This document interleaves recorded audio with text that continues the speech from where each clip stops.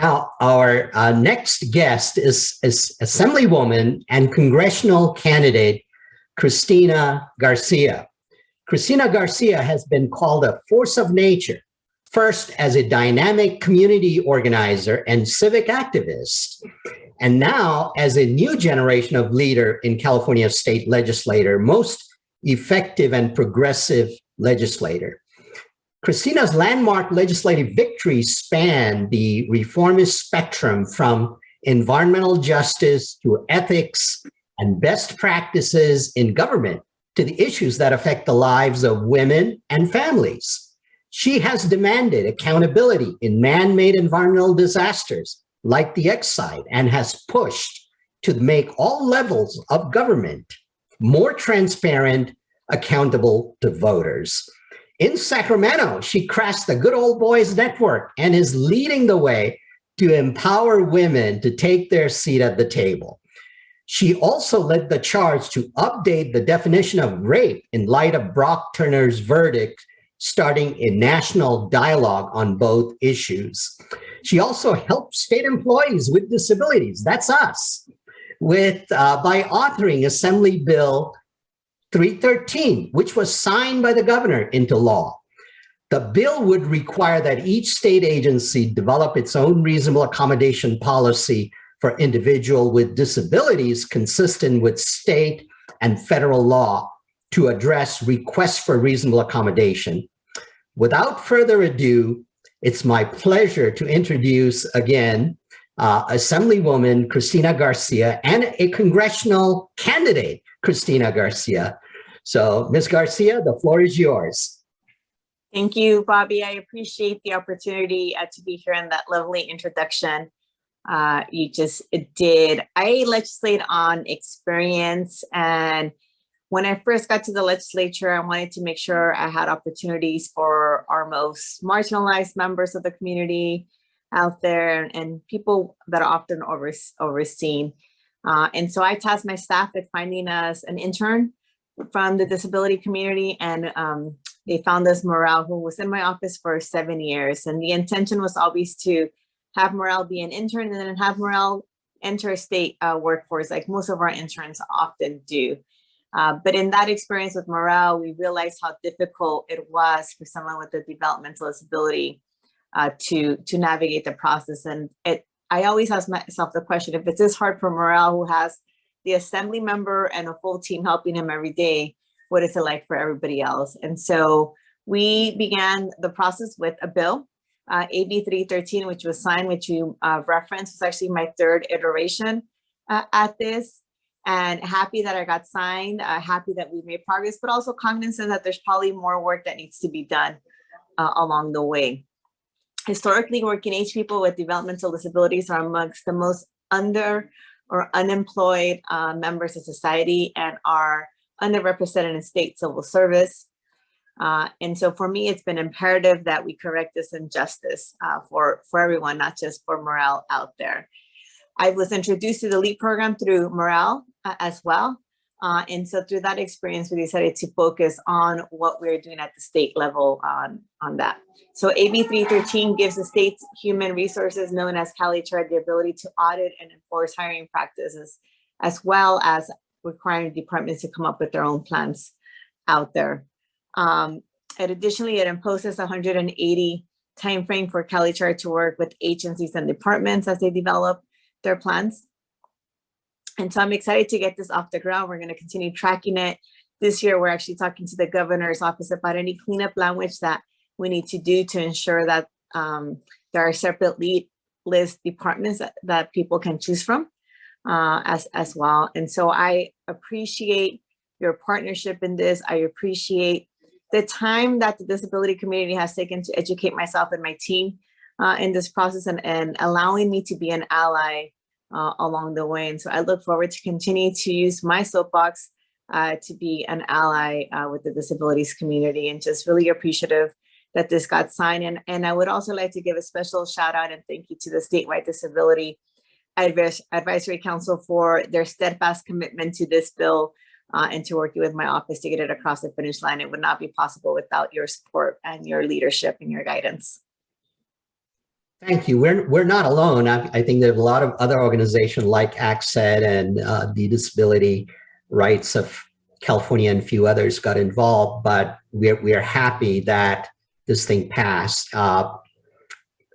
Is there any additional plan when you make it to Congress to continue to advance and champion the cause of persons with disabilities? Well, let's hope it's from your mouth to God's ears. Definitely, you know, I was talking to a reporter recently and they told me, well, you're going to keep doing the same work. And I was like, yes, I'm proud of the work we've done at the state level. But the reality is that there's a lot of work in these same spaces that needs to be done at the federal level. And so it's my intention to take the experience that I've gained in the legislature and you put it to work in Congress. And so working with and for the disability community is something that I plan to do no matter where I'm at. It's a commitment I've made to myself and will continue to advocate with the community out there. Thank you so much. My other question to you is, you know, CalHR presented before you got here, and we have Glenna Wheeler and Eli Medrano from CalHR. Glenna is the person, the chief that's overall responsible for implementation of reasonable accommodation, and it's her job to create a model policy for the rest of the state departments. So what advice would you give to Glenna? Not that she needs any, but nevertheless, if she were to ask you for an advice to move in the direction that you as an author of this bill had intended to unfold and implement? I think first of all, oftentimes when we have people in leadership, they think about the diaspora of a group, in this case, the disability community, and all worthy and all requiring opportunities out there. But I like to think about who are my most impacted or who is my least likely individual to be getting a job. And so the developmental disability part of this community we know is the most impacted, which is where I start. And I say, how is this going to trickle down to everybody else? And so I think sometimes with agencies, we run the risk that we do the lowest hanging fruit. I saw it as a teacher where we focus on the kids in the middle and forgot about everyone else because it was too hard, and we would get to that later, but later never came. And so it's a dangerous way to proceed. And so I just hope that as this is being worked on, that we're thinking about the individuals that have the most barriers and we're helping to remove those. And I think that's when it starts to trickle down to everybody and improves the system for everybody out there. And so it's not, I don't like to get into like picking winners and losers out there. I think as we lift up the folks from the bottom up, we lift everybody up as well. And so that's been my focus here. I did see a question about barriers in the chat that I wanted to address quickly. I think my experience with Morel is that he brought a skill set that was needed to my office, and he exceeded expectations. And I think for a lot of community members out there, it's not the individual with the disability, but ourselves that need to step outside of our comfort zone and our box and be open to being pleasantly surprised. I think oftentimes we put false expectations on individuals, or we underestimate their abilities and their worth. And so with Morel, he's been an integral part of my office, has proven his skill set, and it was working then with him to try to help him find a job that he would be happy with, that would take advantage of the skill set that he had. And I think oftentimes we just come in with false perceptions of what someone can and can't do out there. And so it's a lot about education. It's a lot about exposure. It's a lot about ensuring that our disabilities community is out there experiencing the same things that everyone else is experiencing, and not being out of sight, out of mind, which I think traditionally has been something that a lot of communities have done, unfortunately. And so how do people with the soapbox, with power, use that intentionally out there? And so I think we need to challenge more individuals with that power, with that soapbox, to use that intentionally to help educate and remove those barriers. And a lot of it is ill-conceived perception by people out there. Thank you so much. So in summaries, use the soapbox of power to do good, right? Exactly. Thank you. We all have a little bit of power. Let's be intentional about it. Mine might be a bigger soapbox than others, but we can all be intentional on a daily basis to lift up others. Great response. Thank you. I see there's a hand up. Ralph, please go ahead, unmute and ask a question. You're muted still, Ralph. You're still muted. Maybe someone has to unmute him on the host side.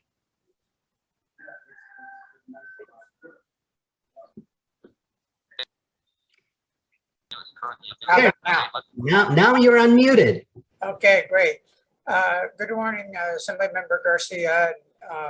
We certainly appreciate you carrying AB 313 and sticking with us through all the years that it took to get it enacted. And I was pleased to hear you mention the need for some cleanup legislation.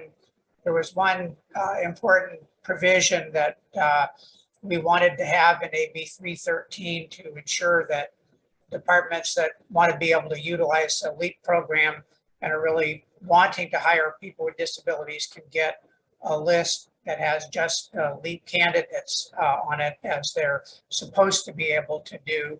And as you know, that provision ended up not making it into the final version of the bill due to some mistakes that happened. But we're hopeful that the administration will agree to include that in some kind of a cleanup bill, and would appreciate whatever you can do to try to encourage them to do that and make sure that we get that little piece taken care of. Definitely. And I would be remiss if I did not give a shout out to my legislative aide, Lamont Gordon, who has worked tirelessly on this bill and has worked tirelessly to mentor morale. And so this is a priority for my office, as a priority for Lamont. And so we will continue to use our office as a vehicle to try to get this done this year. And you have my commitment that is a priority for all of us on Team Garcia. Thank you. Thank you, Ralph, for asking that important question. And the answer is Team Garcia will help it through and do that, what you asked for. Hopefully it'll be done soon. Any other questions for Assemblymember Christina Garcia?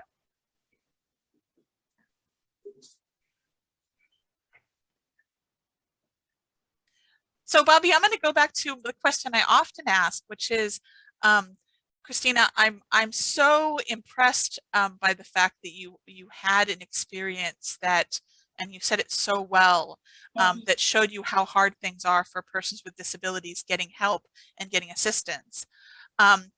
From our position within state work, is there any way that we can inform or help your team? What are things that we can do? Because like we're at staff level, you know, in the Disability Act advisory committees at state of California agencies. How can we help you? How can we help get your word out and your wonderful work? Is there anything that we can do to help you go along? You know what I'm saying? I mean, you've been doing it, you've been helping. The reality is that we all legislate on experience, whether it's at the Capitol, at the federal level.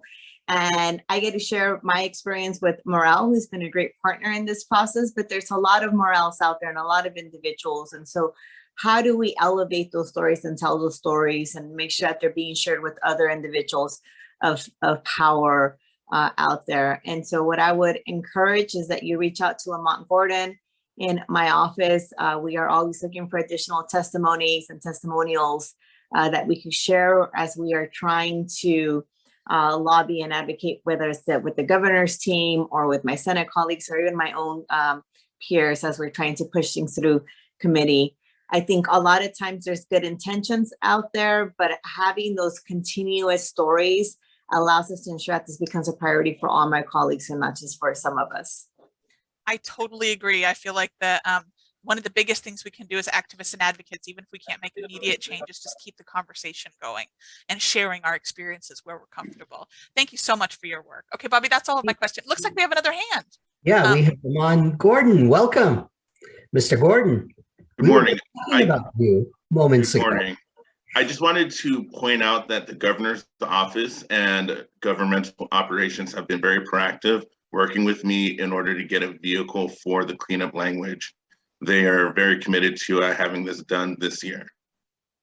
Excellent. You gave us a timetable this year. Wonderful.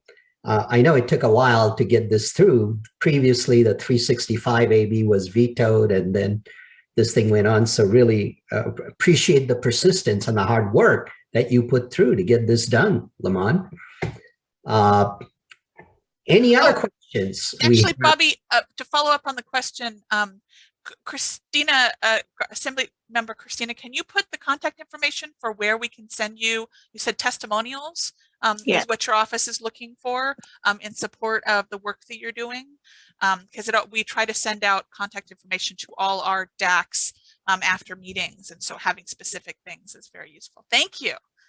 There you go. Lamont and I both put the same information in. You could also, we encourage people to use the power of social media as well. And if there's something out there that you think is helpful, tagging us and my team will track that as well.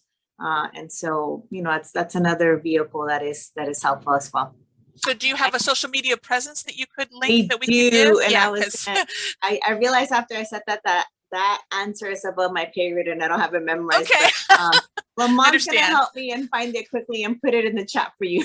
Thank you. Or you can send it, we can send it out later. Thank you. We do try to transcribe the notes and then send them out to our members so that they have this information at their hands so they can do the good work. Thank you.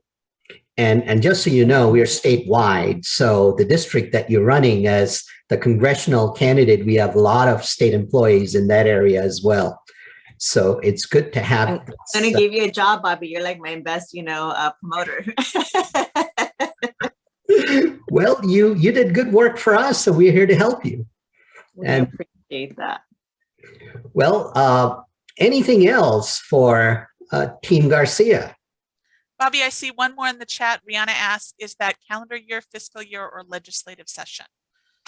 To get this done, it's legislative session. And so our goal is to get it done. And legislative session ends August 31st. If we are able to figure something out and get it done through either a vehicle or through the budget process, it might get done sooner, but August 31st legislative calendar would be our deadline. Great. Fantastic. Thank you so much. There's another question in chat, something about assistive device. Can you read that, Susan?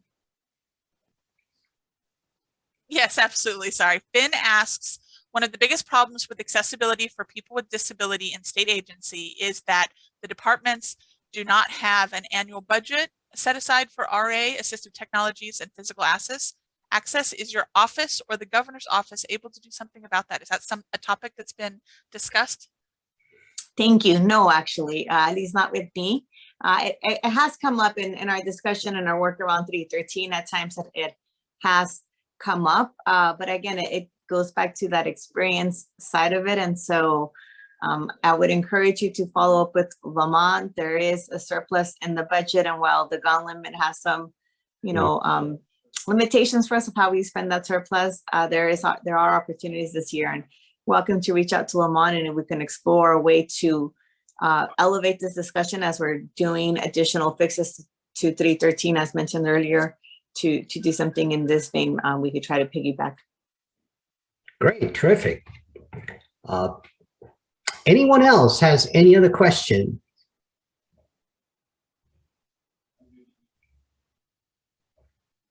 Rihanna just said, that's awesome. So I will take that as a positive comment. I'm not going to keep you any longer than you need to. I know how busy you are and you've got a busy campaign to run. So thank you again for being with us, being generous with your time, attending this and giving us information that we can utilize. And we are truly grateful for the passage of AB 313. And good work, Lamont, and we'll follow up with you further. Thank you. Thank you all for the opportunity. Be well. Okay, you too. Bye-bye.